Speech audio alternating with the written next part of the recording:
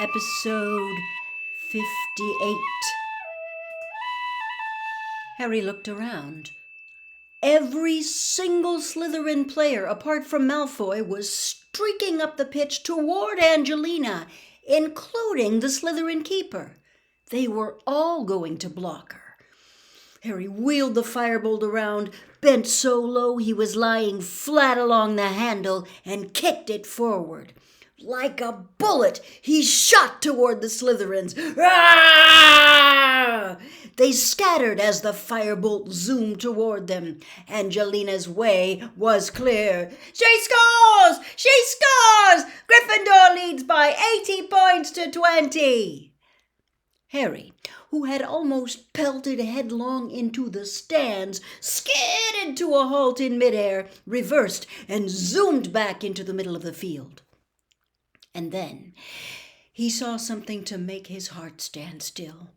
Malfoy was diving, a look of triumph on his face. There, a few feet above the grass below, was a tiny golden glimmer. Harry urged the firebolt downward, but Malfoy was miles ahead. Go! Go! Go! Harry urged his broom. He was gaining on Malfoy. Harry flattened himself to the broom handle as Bull sent a bludger at him. He was at Malfoy's ankles. He was level. Harry threw himself forward, took both hands off his broom, knocked Malfoy's arm out of the way, and yes! He pulled out of his dive, his hand in the air, and the stadium exploded! Harry soared above the crowd, an odd ringing in his ears. The tiny golden ball was held tight in his fist, beating its wings hopelessly against his fingers.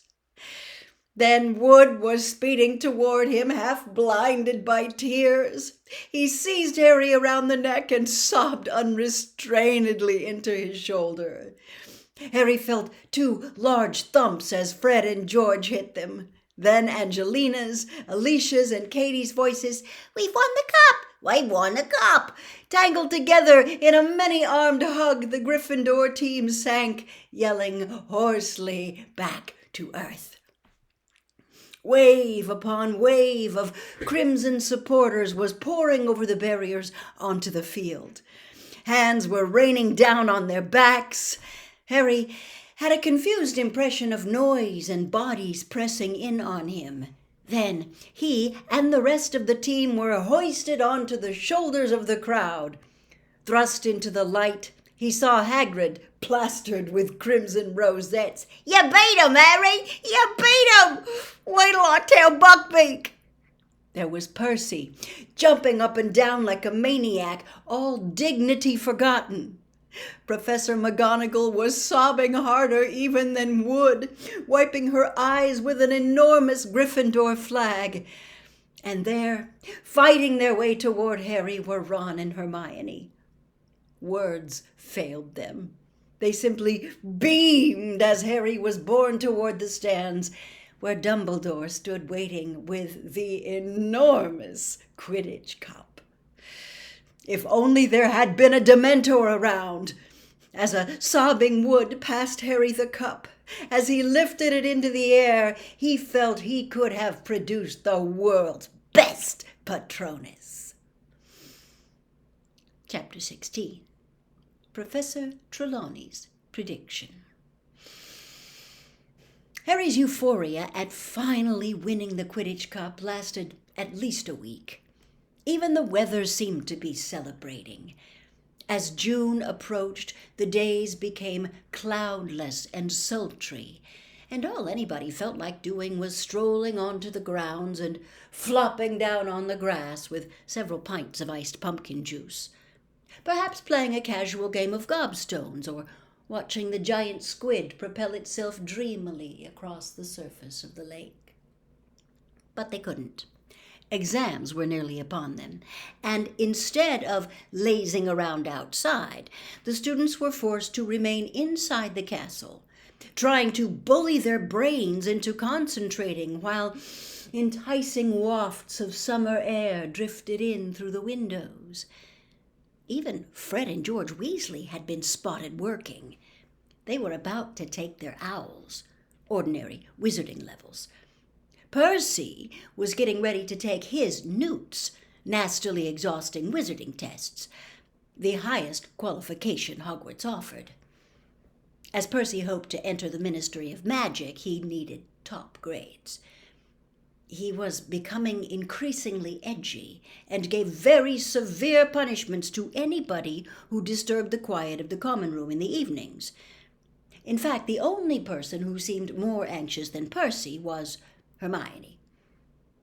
Harry and Ron had given up asking her how she was managing to attend several classes at once, but they couldn't restrain themselves when they saw the exam schedule she had drawn up for herself.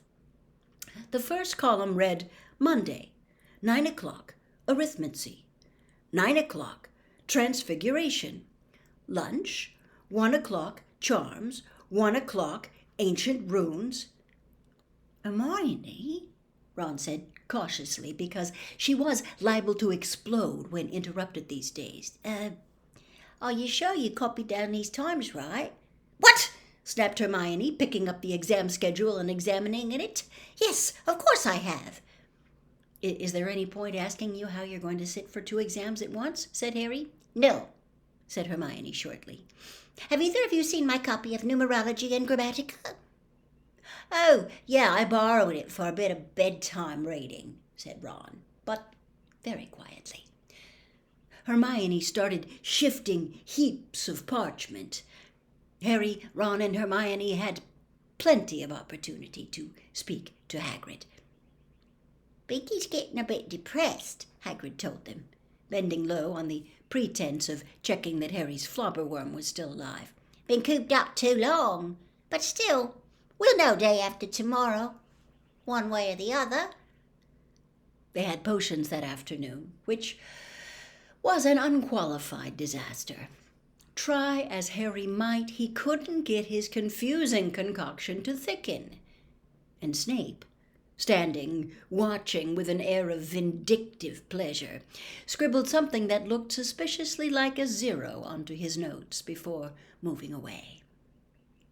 Then came astronomy at midnight, up on the tallest tower, history of magic on Wednesday morning, in which Harry scribbled everything Florian Fortescue had ever told him about medieval witch hunts, while wishing he could have one of Fortescue's chocolate sundaes with him in the stifling classroom.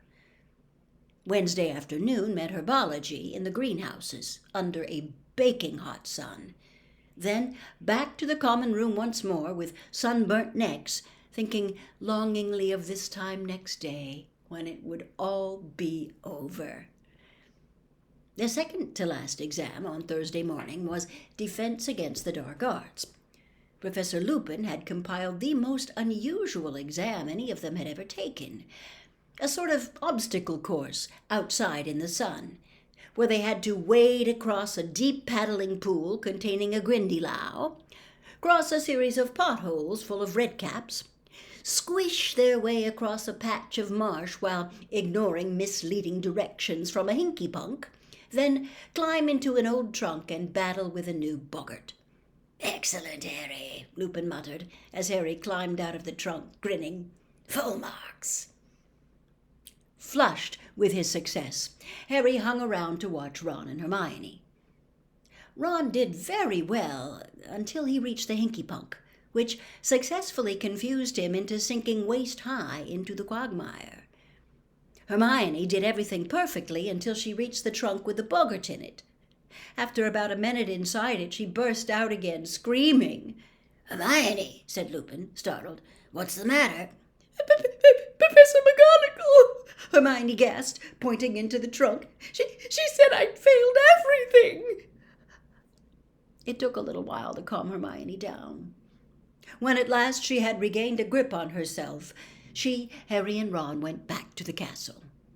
Ron was still slightly inclined to laugh at Hermione's boggart, but an argument was averted by the sight that met them on the top of the steps. Cornelius Fudge, sweating slightly in his pinstriped cloak, was standing there staring out at the grounds. He started at the sight of Harry. "Hello there, Harry," he said. "Just had an exam, I expect. Nearly finished?"